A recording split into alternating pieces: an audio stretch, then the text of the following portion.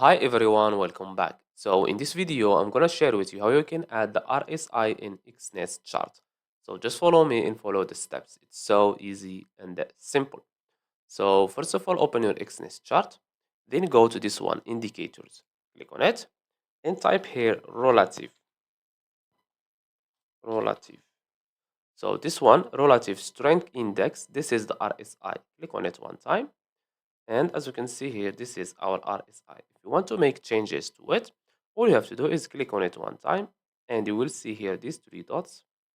Click on settings and you can change anything from here. So the upper limit is this one, 70. The middle is this one, 50. As you can see, you can change the color from here if you want. You can also change the type of the line, for example, like this. And this one is the lower limit. And we have here the length 14, this one. Okay, you can make it, for example, 50. Click on OK. As you can see, and that's it. So I hope you found this video helpful. Don't forget to give us a like and subscribe. Thanks for watching and see you in the next one.